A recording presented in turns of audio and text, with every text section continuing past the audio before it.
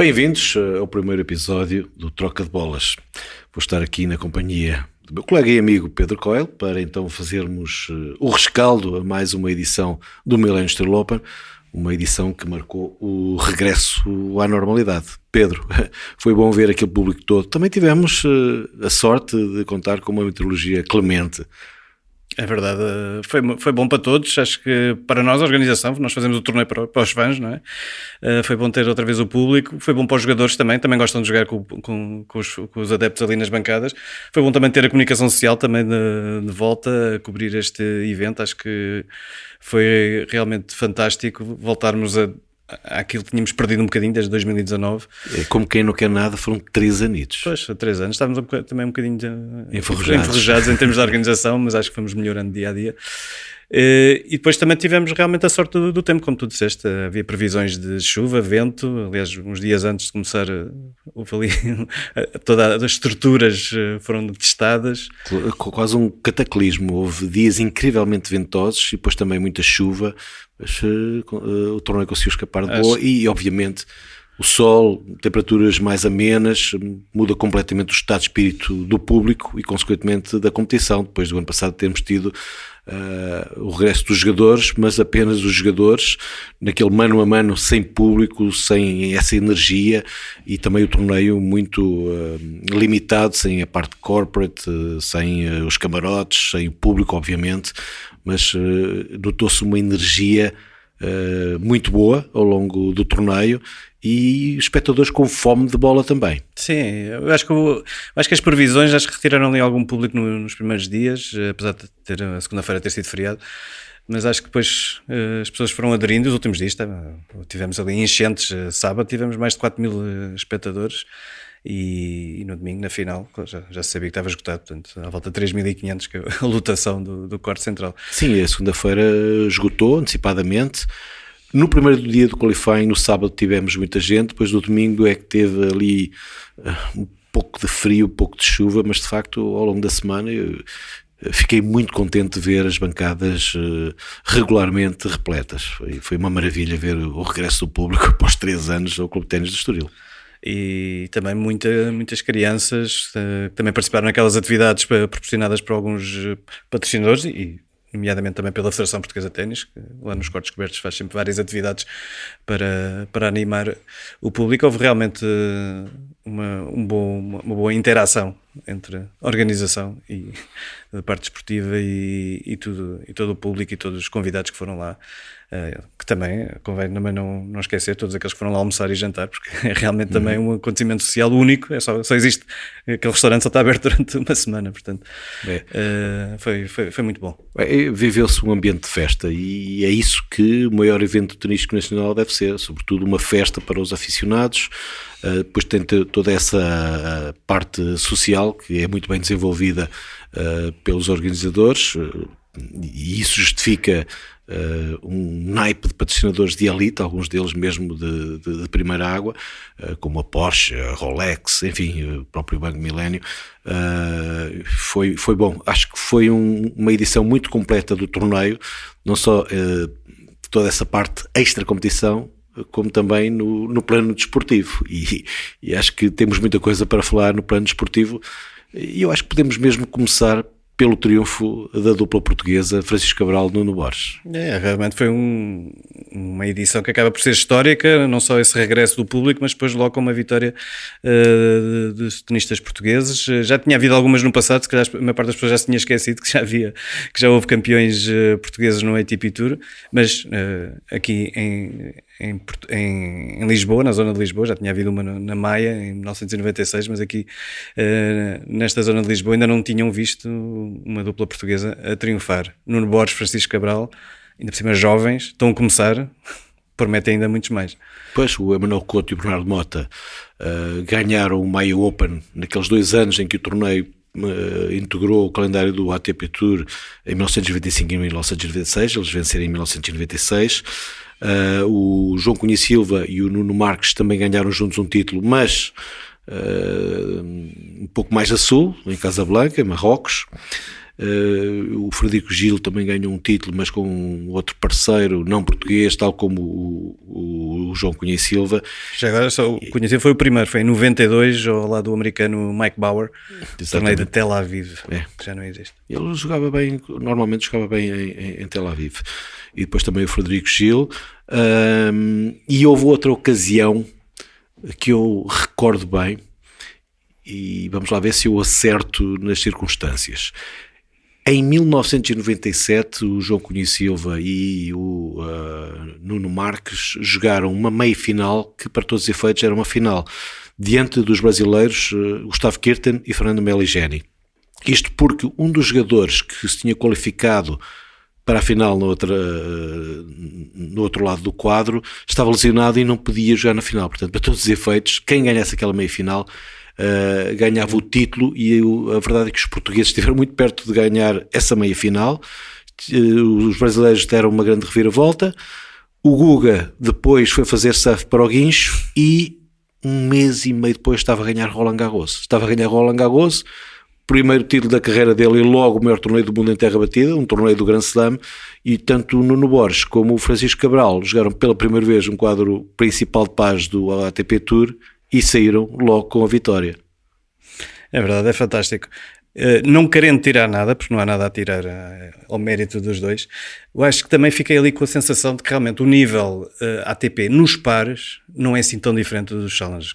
Isto comparando com os singulares, obviamente. Os singulares realmente há ali uma barreira, é outra divisão, digamos assim. Mas nos pares não acho que haja assim, nestes torneios ATP, deste nível, não estou a falar também de grandes slams, mas acho que o nível não é assim tão diferente. E eu acho que por isso continuo a acreditar, acho que o Cabral e Borges podem fazer realmente muito bons resultados nas próximas oportunidades que tiverem de jogar ATPs, porque também não vai ser fácil, embora tenham entrado agora os dois no top 100, mas nem sempre é fácil entrar nos quadros de pares, porque são só 16 duplas, há qualifiers, enfim, wildcards. Eu acreditava nas hipóteses deles, porque afinal de contas eles têm ganho, eles ganharam as últimas 6 finais que jogaram no escalão Challenger, agora ganharam mais uma obviamente, mas já no ATP Tour. Juntos ganharam 8 títulos, estão muito rodados, jogam juntos desde tenra idade. Eu acreditava nas hipóteses dele. Havia de facto algumas duplas interessantes, alguns jogadores interessantes, sobretudo o Jamie Murray, mas também alguns acasalamentos pela primeira vez. Mas convém não recordar que os vice-campeões do Open da Austrália, que ganharam recentemente um título do ATP, o Matt Ebden e o Max Purcell, perderam logo na primeira eliminatória. Portanto, o nível foi muito razoável. E depois foi interessante ver como eles partiram preparados para a final. E fez-me recordar, a vitória deles fez-me recordar a vitória do João Sousa em 2018, porque o João Sousa também partiu para a final, portanto, com toda aquela pressão das expectativas nacionais associada, partiu para essa final diante do Francis Tiafoe em 2018, muito bem preparado psicologicamente. Ele estava lá em todos os pontos, e o mesmo aconteceu nesta final de pares com o Francisco Cabral e o Nuno Borges, presentes em cada jogada, em cada ponto, e dominaram a final. Fez-me recordar de facto o João Sousa em 2018, e foi um grande triunfo.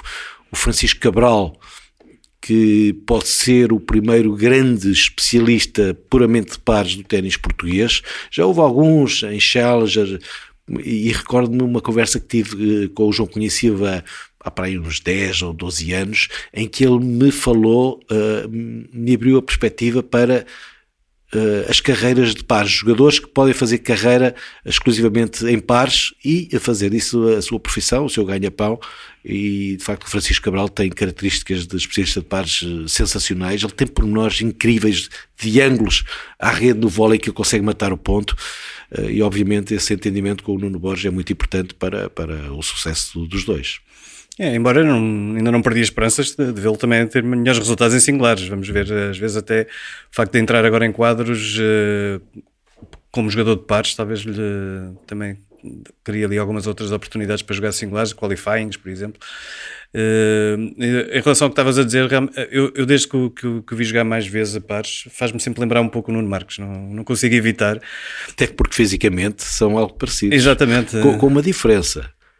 São ambos escardinos, mas o Francisco Cabral joga com a mão direita. Mas faz-me lembrar aquele estilo ali na rede, porque hoje em dia também é difícil encontrar um jogador que jogue singulares dessa forma, vir tanto para a rede.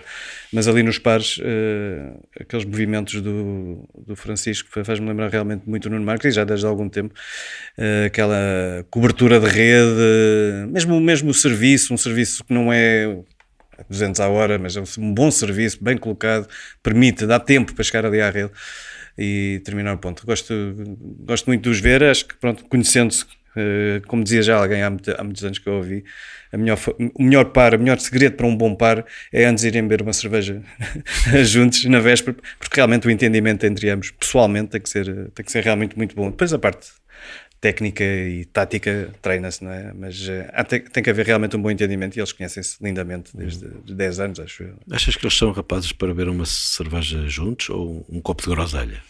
Cerveja sem álcool, talvez.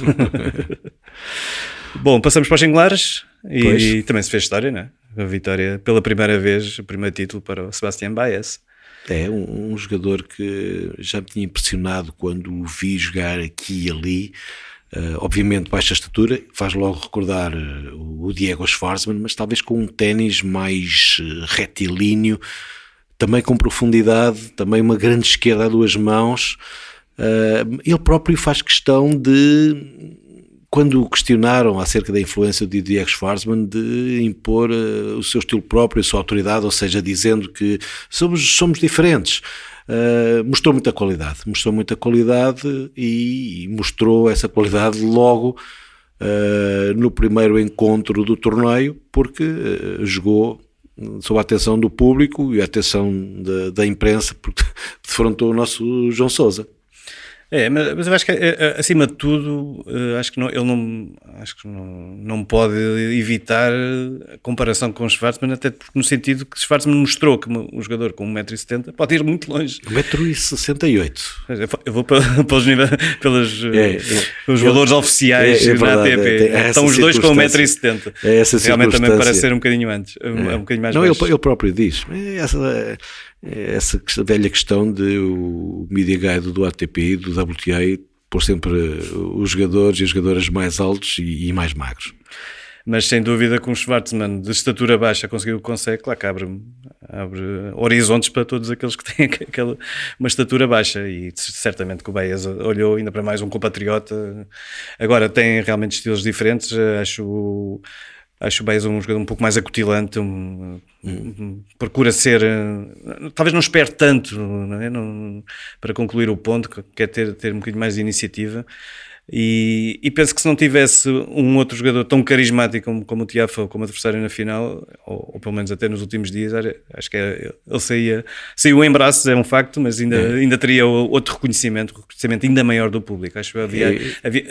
Penso que poderia haver ainda maior empatia do que houve. E houve muito carinho, os apanha-bolas adoram-no também, é mais ou menos da mesma estatura, e de facto ele começou logo com um triunfo por 6-1 e 6-3 diante do nosso João Sousa.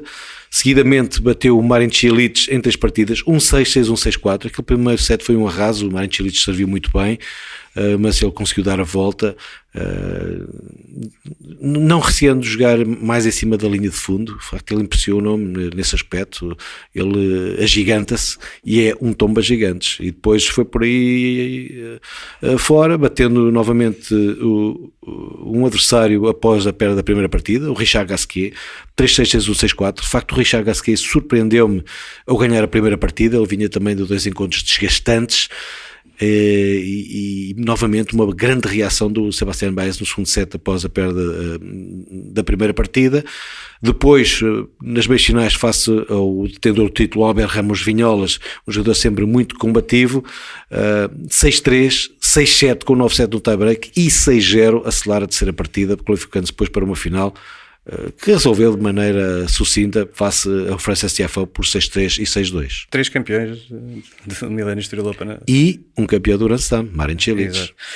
Mesmo assim, acho que este 6-0, também não querendo tirar nada a Baez, acho que houve ali muito mérito Ramos Vinholas. Acho que, não sei, esperava um pouco mais. Ainda para mais um jogador que está habituado a jogar terra batida e encontros longos e duros. Sim, os dois primeiros sets retiraram-lhe muita energia e ele sentiu a necessidade de fazer ali uma pequena pausa, de respirar no arranque do terceiro set, e isso abriu a porta para o Sebastián Baez e para o 6-0 que acabou por se verificar. Sim, acho que foi esse início do terceiro set que acabou por dar, depois na final, avanço ao Baez. Depois na final, o Frances Tiafoe precisava mesmo de um bom início para puxar o público do seu lado, para entusiasmar as bancadas.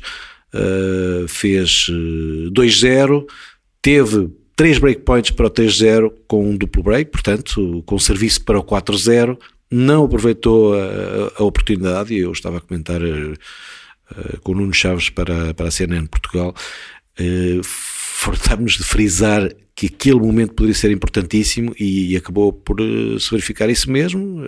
Não conseguiu o duplo break de vantagem, esmoreceu, o Sebastián Baez ganhou ritmo e resolveu a contenda em 2 partidas, 6-3, 6-2, sendo que já seria de esperar que o Frances Tiafoe se iria apresentar algo diminuído. Ele precisava muito do público, não conseguiu manter o público aquecido, digamos assim. Faltou-lhe ali, se calhar, mais um ponto ou outro um bocadinho mais espetacular para levantar o público e depois receber essa energia, mas realmente... Mas o Baez também teve muito estável, a um nível muito alto, e não teve quebras durante a final toda. E já sabia que o próprio Frances Tiafoe quase que adivinhava, quando na véspera tinha dito que precisava de passar pelo supermercado para comprar umas pernas novas, resta saber se no Lidl, se no continente. Se calhar precisava de daqueles supermercados de nível mais elevado para conseguir umas pernas que lhe permitissem jogar fisicamente igual para igual com um Sebastián Baez, que apesar das suas batalhas entre as partidas estava visivelmente mais fresco. Mas não há dúvida alguma de que o Frances Tiafoe acabou por ser o grande animador da competição. Todos os encontros em 3 sets que ele jogou, sobretudo os 2 encontros do torneio, que foram os duelos dos quartos de final perante Alejandro Davidovich Fokina e das meias finais face ao Sebastián Korda, 2 grandes remontadas do Frances Tiafoe. 7-5 na terceira set com Davidovich Fokina, 6-4 com o Korda no terceiro set. Sim, mas nos 2 encontros anteriores tinha também ganho em 3 sets, mas com 6-0 na última partida. Curiosamente. Portanto, se fosse ao contrário, se calhar tinha de tempo para recuperar alguma energia, mas aqueles 2 últimos encontros foram mesmo. Mas já acho que muito exigentes. Foram muito exigentes no plano físico, mas sobretudo no plano emocional, porque diante do Alejandro Davidovich Fokina, também um jogador muito temperamental, que enche muito o corte, com a sua personalidade, com a maneira combativa como ele atua. E de quem o público gosta. E de quem também o público gosta. Depois de 2 meias finais, aliás, eu estava à espera para entrar no corte para fazer a entrevista e pensei logo em dizer: Alejandro, tu vens a Portugal e fazes sempre meia final. E o certo é que o Frances Tiafoe estava a perder por 5-2 no terceiro set e, empurrado pelo público, fez 5 jogos consecutivos para o 7-5 final. Ou seja, fisicamente, obviamente, um encontro muito desgastante, porque esteve quase a bater as 3 horas de duração, mas sobretudo no plano emocional. Portanto, deixou ali grandes reservas físicas e emocionais para fazer essa recuperação, e depois aconteceu o mesmo com o Sebastián Korda, com a diferença de que o Sebastián Korda esteve quase a resolver a contenda em apenas 2 partidas e serviu a 5-3. Teve match points, teve 3 match points, agora se não estou em erro. Portanto, aí também um grande desgaste físico e emocional, e pronto, depois na final, mesmo tendo o Frances Tiafoe 24 anos e com toda a sua pujança física, obviamente foi aquele encontro a mais. As suas reservas de gasolina estavam muito, muito por baixo, mas foi de facto o grande animador, a alma do torneio nesta edição de 2022, esta 7ª edição do Millennium Tour Open. Sem dúvida. Só referir que o Baez no início de 2021 estava fora do top 300. Impressionante. Mas ele já tinha jogado no final do ano passado o Masters da nova geração, o Next Gen ATP Finals, e foi semifinalista também. Ele já vinha dando excelentes indicações, até porque o ano passado ele ganhou 6 títulos em 9 finais no escalão Challenger. Ele durante o ano entrou no top 300, entrou no top 200 e no top 100. Agora com esta vitória aqui no Estoril, é 40º, portanto, incrível. Melhor ranking de sempre até o momento, 40º.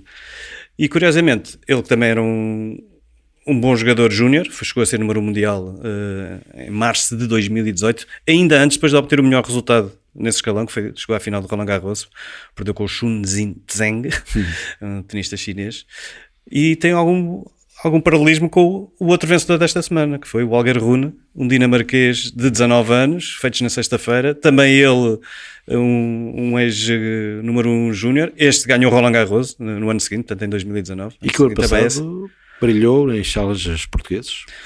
Também estava, aliás, quando ele chegou cá, maio do ano passado, estava fora também do top 300, portanto também com uma ascensão fantástica ao longo de todo o ano. Entrou só no top 100 no início desta época e chegou a Munique como 70º, saiu com o primeiro troféu do circuito ATP e agora também 45º. Um torneio de Munique que, claro que estamos sempre a comparar com o do Millennium Estoril Open, porque é na mesma semana, mas tem sempre mau tempo e as grandes vedetas também não conseguem ir até ao fim. O Alexander Zverev perdeu com o Holger Rune 6-3, 6-2 logo na segunda ronda. E tiveram o azar de não ver uma final com o match point. Bom, sim, de qualquer das formas, enfim, dois torneios estão sempre muito pendentes da prestação dos seus protagonistas nas semanas anteriores. Temos o Masters 1000 de Monte Carlo, depois Barcelona ou o torneio sérvio do Novak Djokovic.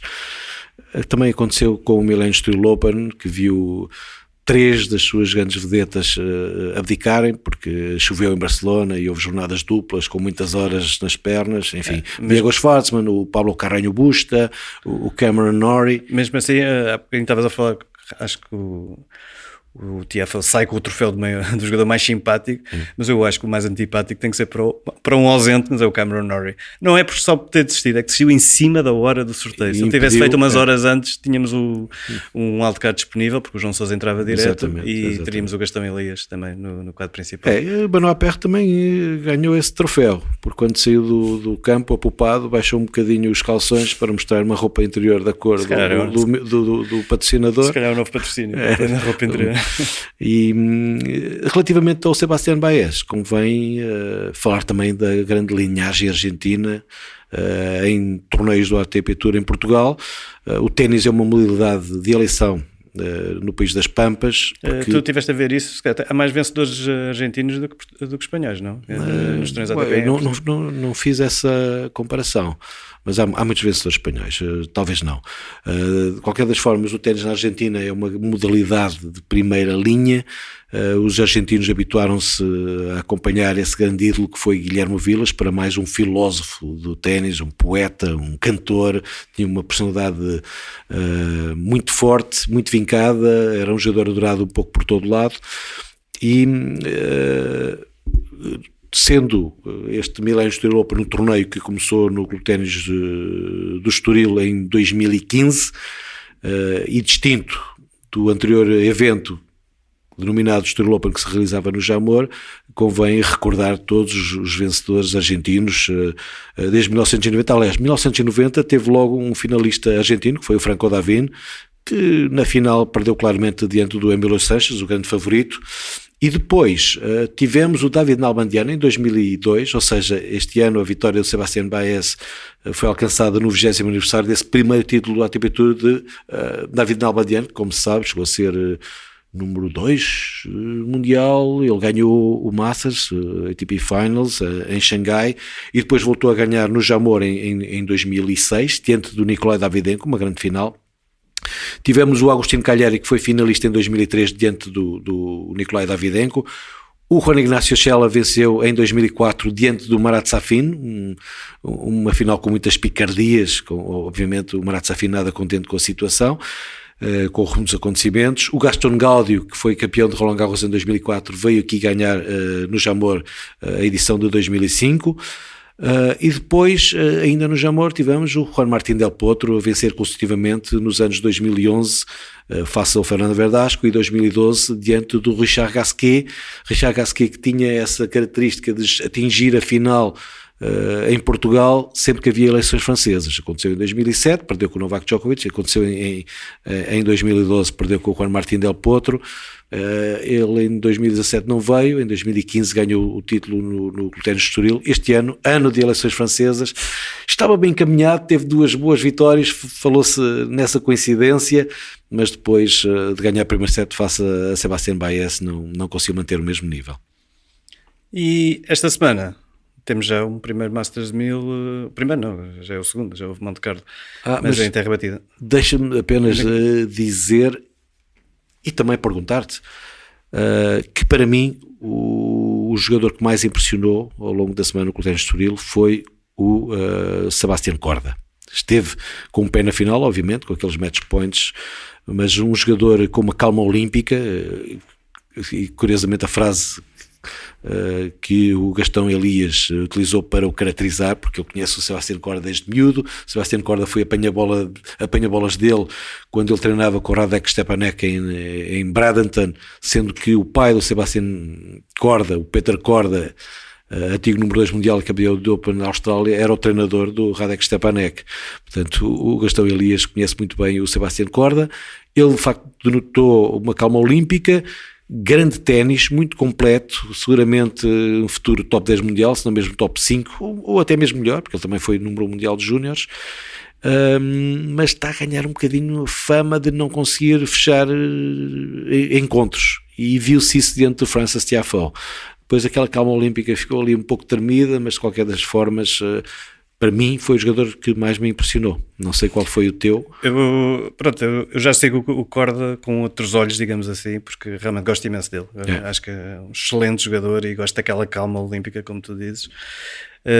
E estava curioso de ver como é que ele também jogava em terra batida, porque vejo mais como um jogador de superfícies mais rápidas. Ele que ganhou o seu primeiro título do ATP Tour em terra batida e sem perder qualquer set o ano passado. Mas não tinha visto ainda jogar, e realmente gostei das adaptações que ele faz ao seu jogo, um jogo mais paciente, mas ele realmente acaba por mostrar que tem realmente uma boa versatilidade em termos de pancadas, e realmente ficou um bocado atravessado. Eu estava convencido que ele ia ganhar o Tiafoe. Eu já estava a preparar as perguntas para lhe fazer, mas pronto, talvez lhe falta ali um pouco mais de garra e de querer para fechar esses encontros e não deixar escapar, mas certamente acho que é daquelas derrotas que vai lhe ensinar muito. De resto, já destacámos aqui vários nomes, mas a grande vedeta da semana acabou por ser o torneio, como deve ser. O torneio deve brilhar por si próprio, deve ser o protagonista, deve não estar muito dependente de nomes, embora isso ajude, obviamente, grandes personalidades empolgam o público, mas mais uma vez fico orgulhoso por termos um torneio deste calibre em Portugal. Para mim um dos melhores, seguramente entre os melhores torneios da ATP 250 do circuito, e que em muitos aspectos está ao nível da ATP 500 e mesmo do Masters 1000, isso não tenho qualquer dúvida, e pelos torneios que vou conhecendo por esse mundo fora, desde Masters 1000 a eventos do Grand Slam, e comparando, por exemplo, com outro torneio ATP 250 em terra batida, como o de Genebra, num país rico como a Suíça, com grandes campeões helvéticos, o nosso torneio ganha de goleada a Genebra. É que não há comparação, desde a sala de imprensa até às instalações, até à aura do evento, até tudo o que envolve a competição, não há mesmo comparação. Temos mesmo um dos melhores torneios do mundo e devemos orgulhar-nos muito disso mesmo. É uma coisa factual, temos esse feedback de jogadores, jornalistas e outros elementos do staff, principalmente também da ATP, e acho que temos de estar orgulhosos. E esta semana temos um Masters 1000, é outra divisão, um torneio com muito mais dinheiro, mais cortes, grandes estádios e os melhores tenistas do mundo, a começar pelo Novak Djokovic. Vamos ver o que é que ele vai fazer aqui. Temos o Alexander Zverev, ganhou 2 das últimas 3 edições, portanto é sempre um favorito, e vamos ver também até onde é que vão aqueles jogadores que passaram por aqui também, e que uns brilharam mais, outros brilharam menos. Sem esquecer o regresso do Rafael Nadal, depois da lesão contraída na final de Indian Wells, tal costela fraturada. Sim, vai ser interessante ver como é que estão esses tenores do circuito profissional masculino, sabendo-se que o Torneio de Madrid tem características muito especiais devido à altitude. Há mesmo jogadores que dizem que isto não tem nada a ver com um torneio normal em terra batida. Obviamente, os jogadores que passaram por aqui vão estar em foco especial para saber se conseguem complementar os resultados alcançados aqui no Clube de Ténis de Estoril. O Sebastián Baez não joga, está até a passar uns dias de férias aqui na zona de Cascais, porque ele não tinha ranking para entrar diretamente, e na altura não tinha ranking para entrar diretamente, e houve já um encontro muito especial que colocou frente a frente um antigo número mundial e campeão de títulos do Grand Slam, e Taça Davis e Masters, como o Andy Murray, sempre muito acarinhado, um jogador que de facto tem um grande fair play e que, apesar da sua negatividade que ele tinha, que ele exibia no corte, é uma excelente pessoa, sempre disse isso, e defrontou o Dominic Thiem, que passou por cá, bateu o Dominic Thiem em 2 sets e no fim teve palavras muito, muito simpáticas para com o Dominic Thiem, dizendo-lhe para ter paciência, porque ele mais cedo ou mais tarde iria recuperar o seu ténis, que demora tempo, mas que ele vai voltar ao que era. O Dominic Thiem passou por Portugal, perdeu na primeira ronda com o Benjamin Bonzi, que o ano passado teve uma época estelar na categoria Challenger, e que é um valor do ténis francês que está a subir. O Dominic Thiem teve hipóteses na segunda partida, não as conseguiu concretizar naquele tie-break extenso, e pronto, saiu de cena na primeira ronda. Foi uma pena, gostávamos de ver o Dominic Thiem, também uma excelente pessoa, de facto não há dúvida alguma, dos jogadores com o melhor caráter no circuito profissional masculino. Gostávamos de ver mais longe no Clube de Ténis de Estoril, mas não foi possível, e depois houve esta circunstância em Madrid desse encontro com outro grande campeão como o Andy Murray, e essas palavras que correram o mundo se tornaram virais. Vamos ter um duelo que poderia ter acontecido aqui, entre o Marin Cilic e o Alberto Ramos Vinolas. O Sebastián Corda vai encontrar outro norte-americano, o Radley Opelka, e o Tiafoe vai jogar com o Cristian Garin. Também vai ser um bom teste. Cristian Garin não tem feito grandes resultados ultimamente. Sim, mas estava mais a falar de como é que o Tiafoe vai recuperar, se já estará recuperado ou não. E o Tommy Paul, que passou pelo nosso torneio, teve match points diante de Jannik Sinner e perdeu. Sim, de facto vai ser interessante seguir esse torneio na capital espanhola, aqui ao lado, que normalmente até conta com muitos espectadores portugueses. E não costuma dar assim tantas indicações quanto a Roland Garros por causa da questão da altitude. Exatamente. Às vezes há assim algumas surpresas, mas já faltam poucas semanas também para esse grande torneio. E vamos então acompanhar, depois do Millennium Estoril Open, vamos acompanhar estes últimos grandes torneios da época terra batida. É verdade, e cá estaremos então para fazer a resenha, o devido rescaldo. Quanto a esta primeira edição, vamos ficar por aqui. Já vai um pouco mais longa do que o previsto, e resta-me agradecer a tua companhia, e temos muito ténis para debater nos próximos tempos, nas próximas semanas, nos próximos meses, e espero nos próximos anos.